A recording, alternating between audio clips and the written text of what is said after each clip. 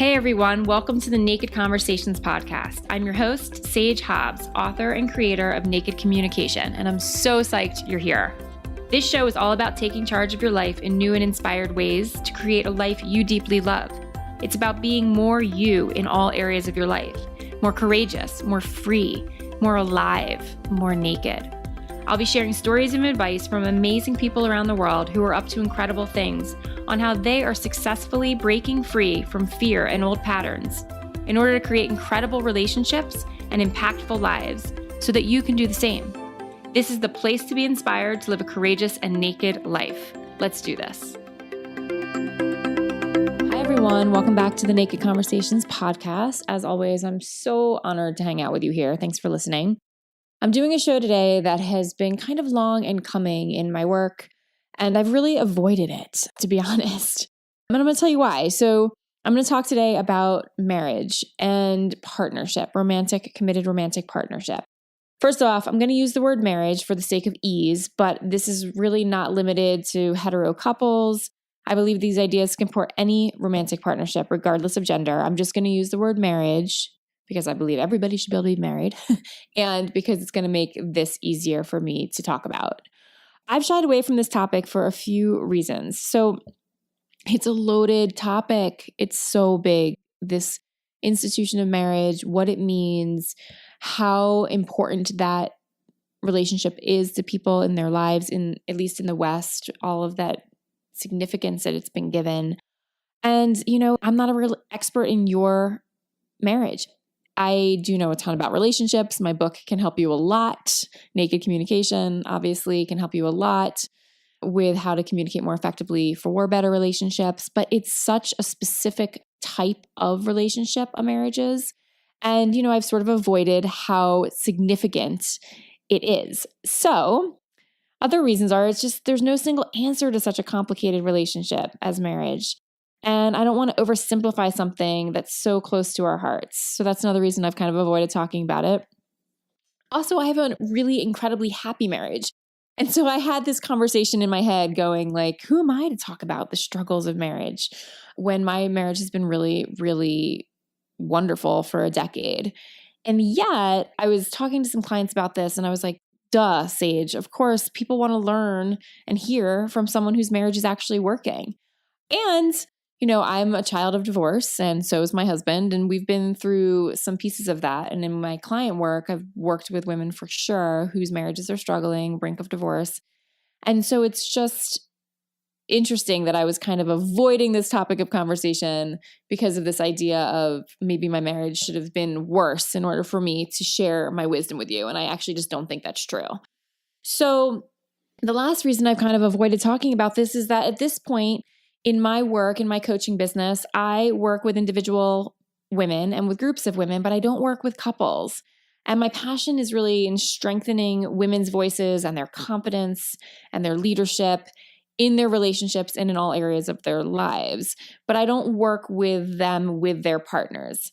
And yet, what I've learned is that women really care about their relationships and they really care about their marriages. And when those aspects of their lives, when their marriages are not working, well, other things start to fall apart too. Their work, their self-care, and their happiness.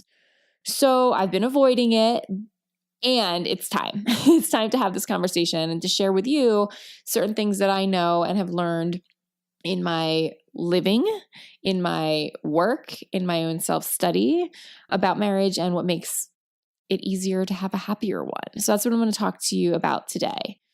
And again, if you haven't read the book, Naked Communication, it is an incredibly, I'm told, very easy, dynamic read. It's like listening to me talk. And it really does map out in a more detailed way strategies and foundational mindset pieces around how to have incredible relationships. So definitely grab that if you haven't already. You can get that on my website, sagebhobbs.com, or of course on Amazon. So let's do this. Let's talk about some ways that we can improve your marriage or committed partnership. Because I was thinking about this in terms of my husband and myself, and I was thinking about it the other day because my husband likes to walk around the house while he brushes his teeth, and it totally grosses me out.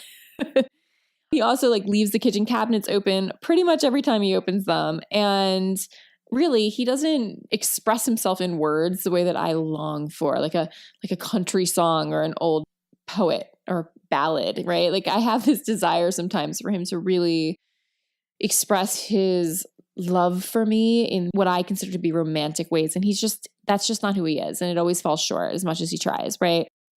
So I was thinking about that as he was brushing his teeth in the kitchen, which was totally disgusting me. And then I was really thinking on, wow, I could let that completely bug the crap out of me, which it does in some ways, or I could really look at all the ways he's just an incredible partner. And when I look at the ways he's an incredible partner, they far outshine the ways in which he falls short.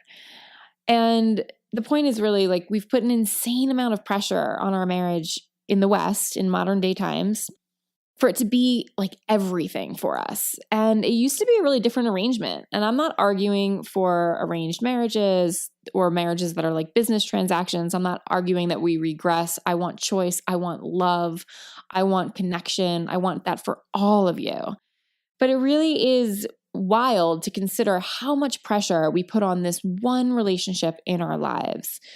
And it's like we've put all of our eggs in one basket, one proverbial basket of happiness, that marriage is the end all be all, that this person should be our everything, that they should be our rock and our passion and our soulmate and all of this, right? And that can be exhausting for everyone involved.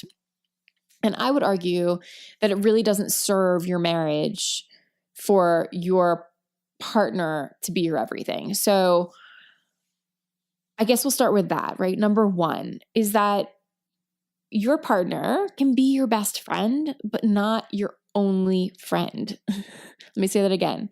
Your partner can be your best friend, but not your only friend. So I talk about this often with inside my own marriage and with my clients, that it's so important to have a support crew, to have friends and other relationships that can bolster you when you need it, both for when times are hard and also just for fun and intimacy and other types of connection. So my best friends really reflect back to me who I want to be in the world. And they think I'm funny and they think I'm smart and creative and clever. And when I'm with them, I feel more alive and I feel more smart and creative and funny and clever. And I feel more playful. And this sense of kind of who I am outside of being a mom and a wife gets ignited when I'm with my girlfriends. And honestly, my husband is so grateful that I have these women in my life because he doesn't have to be the only. He doesn't have to provide for me the endless cheerleading that I need when I'm in a struggle, or an endless ear to listen to challenges I'm having in my business or in my, personal life. He's excited that there's other people who can play those roles as well as him. It's not that he gets cut out of the equation. It's just that I have a wider network that supports me in being really who I am and the most powerful, self-expressed, happy version of who I am. So he is my best friend, and he's not my only best friend. I have others. So I want to encourage you to consider that. Really, have you started to put an inordinate amount of pressure on the person you share your bed with? I'm going to put some resources also in the show notes, which is sagebhobbs.com/episode. Ooh, is this episode 10? Yeah, this will be episode 10. Yay. Including the work of Esther Perel, whom I had the incredible opportunity to meet and learn from a few weeks ago at the Emerging Women Live Conference. And I spoke about it, I think, in episode 6 or so. And I'll put a link to that in the show notes as well. But she's really an expert. See, I use that word expert, but I do believe she is truly an expert on marriage and infidelity and other deep, scary things to talk about in our partnership. She brings it all to light. And one of the things she talks about is the inordinate amount of high expectations we have on this one relationship in our lives. So I will share that work with you as well. So that's the first thing. Your partner can be your best friend, but not your only friend. And you want to have a larger community of people in your life who really get you and see you and celebrate you and support you. The second thing is to know how you like to be loved and to ask for it. I can't emphasize this enough. We have this idea that our partner should read our minds, and it just doesn't work that way. And again, I talk about this much more in depth in my book, Naked Communication. But this is so huge. It takes a lot of courage and vulnerability to know how you like to be loved and to make requests accordingly. It also takes knowing yourself, what makes you happy and what brings you pleasure. So there's some work on this with the 5 love languages. If you haven't done that, again, I'll put that resource in the show notes. It's just one of the ways to consider it. But it's also just important for you to take some time and think, okay, what makes me feel good? What are the things I wish that my partner would do more of? And how can I ask him or her to do those things for me specifically? So like I like to be given flowers occasionally, randomly, not for a special event. And I've just let him know that, hey, if you bring home flowers every now and then, like that goes a long way. And he does most of the time when he remembers. I probably have to remind him of that like a few times a year. And then for like 6 months, he'll remember and he'll forget again, right? But I ask of that. This is also in a much more intimate way. It can be used in the bedroom for what gives you pleasure, what gives you satisfaction. It's also so important to know how your partner likes to feel loved and then to offer that. This is really a generous act because sometimes it's not a natural way of expressing ourselves, but we know it means a lot to them and it will strengthen our connection and build our intimacy. So part of this isn't about getting his needs met and my needs met, but collectively strengthening the entity that is the partnership. There's me, there's him, and then there's the us, right? And I want to strengthen the us as well as just me and him. So lastly, on this point, I just want to make sure I'm clear on this. Your happiness is really your job. So no one else can make you happy. And I know that we get that confused at times, or we know it intellectually, but we don't practice it. So if you expect them to be the ones who are really the source of your joy, it often feels disappointing and you can really feel resentful. So there's a skill in knowing how you want to be loved and asking for it, and vice versa, giving him or her the way that he or she wants to be loved. But it still puts you in the driver's seat of your happiness, making those requests, knowing who you are, knowing what you need. It still puts you in control of, or not in control, but yeah, in responsibility for how your happiness is unfolding. Okay. So I want you to know how you like to be loved, make those requests more clearly. I want you to know how your partner likes to be loved and offer that more often and generously, and know at the same time that your happiness is on you. Your happiness is on you. If you choose not to make the request, if you choose not to really generate a relationship that works for you, and you choose to stay in something that's miserable, part of that is you being responsible for your own happiness. I'm not advocating that you leave your partner if it's unhappy. I think you should, if there's a foundation of love, you should go for it. But I do think you should always know that your daily happiness really stems from you. Okay. So here's a third thing. This is an actual activity, and I'm going to put in the show notes a worksheet, like a marriage reboot worksheet. Make sure you go over to sagebhobbs/episode 10 or /podcast. If you just want to see all the other episodes, you'll find it there.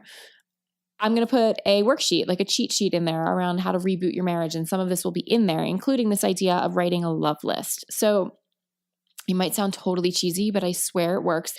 There's, research around gratitude. And when we're focusing on gratitude, it really, really changes our mood and our happiness and well-being. And this is sort of in that same vein, which is I want you to write down at least 10 things you love or appreciate about your partner. So you're just going to take a piece of paper. I like this with paper and pen better than with a computer, and literally just write out, what are 10 things you love or appreciate about your partner? Little, big, specific, broad, 10 things. And then I want you to try and do it every day for a week. Not 10 necessarily, but every day for a week. Just notice something you appreciate. Oh, I appreciate how he or she takes out the trash, or kisses the kids at night, or gives me a hug when he walks in the door, or pays the bills, right? Like the things that they do that are specific. Also, I just love how my husband makes me laugh, or how he's generous with his time, or whatever you're noticing. I want you to see if you can write down 1 to 3 things a day. It'll really pull your attention to what had you love this person in the first place. And that's huge. To be able to return to some foundation of love, even when you're struggling, is a really significant act. And when you shine a light on that, instead of what's broken, not working, frustrating, resentful, hurtful, it can really, really have an impact on your partnership. So that's number 3, write a love list. Okay, number 4. Ooh, this one's so juicy and so hard. And I also talk about this one a lot in my book. But this is about letting go of being right. I want to pause also for a moment and say this episode is really about marriage and romantic partnerships, but all of these things could actually be applied to any one of your relationships that's not working great. So just consider this. Like if your mother's driving you crazy, okay, can you write down what you love and appreciate about her, right? Can you make specific requests? I just want you to consider that you could layer these strategies over any of your relationships. So number 4 is about letting go of being right. It's hard as hell, people. We love to be right. We love it so much. It sounds silly. And you might in your mind be like, no, I'm not like that. I'm fine with other people's point of view. And yeah, of course, right? If you've done some of this work, you might be in a different place around it. But ultimately, it feels good to be right. I mean, just the other day, my husband and his 2 siblings, all of us grown adults, were texting each other about a video game that they played as kids because one of them was in a debate with their partner about, which video game they played in the 80s, blah, blah, blah. It was hilarious. And this whole thread was going back and forth because honestly, it was playful, but somebody wanted to be right. Okay. So there's this song that I love. It's by Craig Wieselman. And it says, the more I push, he sings, the more I push, the more you pull. You pulled so hard, you fall right out the door. And I sit befuddled all by myself and I drain the bottles on the shelf. And I wonder why I started pushing, what I started pushing for. And I love it so much every time. I mean, I listened to that song like over a decade ago and I still love it because it really talks about, wow, like we dig ourselves into arguments, disagreements, fights, kind of losing sight of what are we really fighting for? Why are we so attached to being right? So you have to decide if you're more committed to your marriage or to being right. You have to decide if you're more committed to being happy than to being right. It doesn't mean that you go along with everything. If you know me, even for 5 minutes, you know I'm totally not a pushover. I have strong opinions. It does not mean you go along with everything, that you roll over, you let them get their way all the time. You can have your own opinions, of course. I mean, women power, right? But it means you consider if you're proving a point is really worth it each time you're doing it. You just like check yourself. Like, is this really something I want to fight about? Is this really worth it for the damage that it could cause to our love and connection and affinity and partnership? Is there something else I want to say? Is there something else that I want to request or something else I want to communicate about how I feel differently than just sticking in the fact that I'm right and he's wrong? Because the more we both do that, you and your partner, the more you both do that, inevitably it damages your relationship over time. There's just no question. So are you arguing for something you actually care about? What are you actually trying to get out of it? Are you trying to get a rise out of him so that he'll give you more attention? Are you trying to just feel good about the decision you made by making his decision the wrong one? I just want you to consider how being right literally puts a million different pinholes into any partnership. That's number 4. Let go of being right in order to be happy. Number 5. I guess all of these are pretty juicy, actually, as I share them with you. I'm considering. This one's personal for a lot of people. This is around physical touch. And again, I want to say I am most definitely not a sex expert. Okay. This is not what I'm talking about here. There are sex experts. If you are feeling like sex isn't a topic that's super raw, tender, hard for you, I totally suggest looking into that. But that's not my jam. However, I'm really clear that physical touch is an important part in romantic intimacy. That's been my experience. That's been my experience personally, professionally, anecdotally. Physical touch is one of the things that distinguishes a romantic partnership from other kinds of relationships. And yes, sex is absolutely a part of that. And for me, sex is a really important part of my marriage. It matters to me. It helps us both feel connected. It's an important part of my own female sensuality. It's a part of me feeling creative and vibrant and youthful and alive. So sex is a part of what I'm talking about, but it's not the only part. Physical touch can be hand-holding, hugging, cuddling, kissing, back rubs, foot rubs, right? Any way in which you just cross over into an intimate physical state with the person you're in a relationship with. And I just find that when that really starts to slip, that the people get further and further away from each other in some way. And if you haven't had sex in a long time, you can't remember even when, or you know that it's a stagnant part of your marriage, I want to encourage you to look at that. And it's often hard, I have found, for people to jump right back into sexual intimacy if the physical touch piece has been long gone also. So you might need to work your way back to sexual intimacy with hand holding and hugging and, putting your hand on his leg during a movie or whatever it is. You might have to warm yourselves back up to the idea of physical intimacy in stages, and that's fine. If your marriage is pretty solid right now and you want to maintain that, I really do suggest you consider how much you touch each other. And again, sex is a part of it, but it's not the only part. Just touching each other is so important to really maintaining that sense of love and affection and romantic intimacy. So that's number 5, physical touch. Okay. Whew. Lastly, number 6 that I want to share with you is kind of like the foundation or the crux of all of this. And this is my opinion. Again, you can find opinions and advice on marriage from lots of different people and different points of view. I'm coming to you with mine around the idea of naked self-expression, the power of human connection, the importance of relationships as the foundation of our happiness and well-being. Okay, this is my point of view. But this last thing I want to offer to you to have a better marriage or partnership is that your marriage or your partnership is a choice every day. It's a choice for you to stay or go, actually, every single day.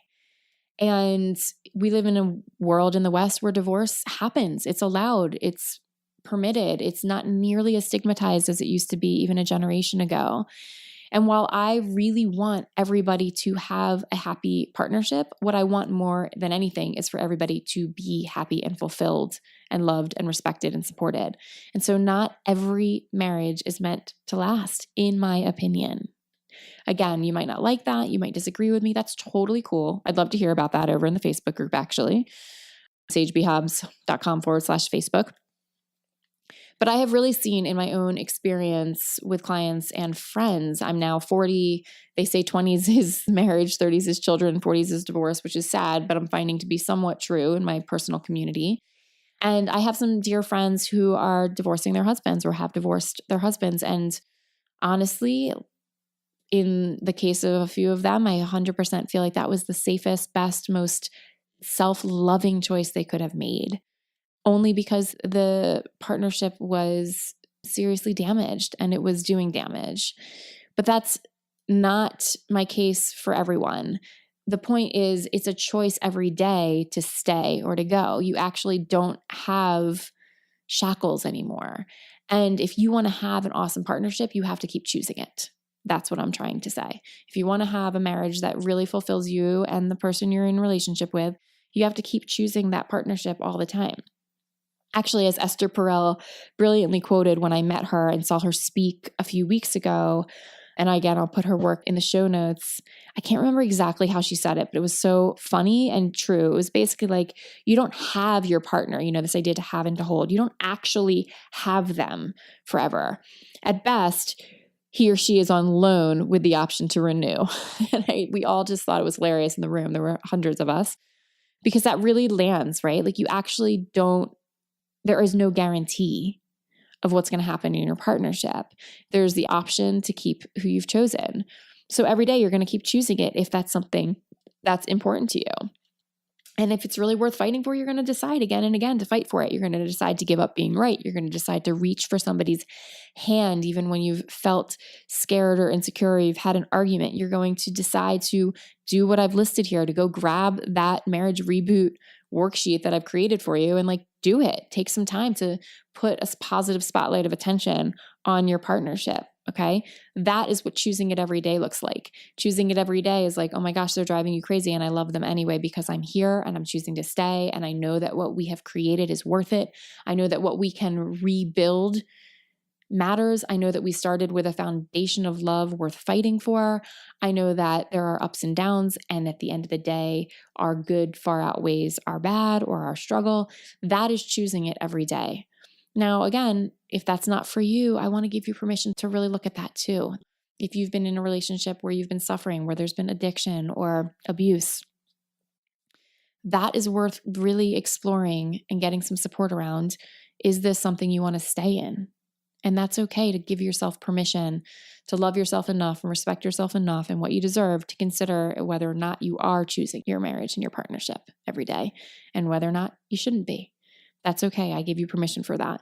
But number 6 is really that if you are choosing this marriage and you want it to be freaking awesome, and I believe it can be, then you have to choose it every day and really revisit that choice and not assume that you can just cruise. There is no cruise control.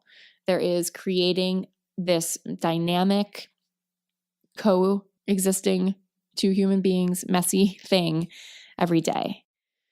So those are the ways that I really, really feel you can turbocharge, regroup, re-examine, deepen, strengthen, rebuild your marriage. And again, this is a 30-minute podcast. I know that marriage is complicated. I know it's messy. I'm in one myself.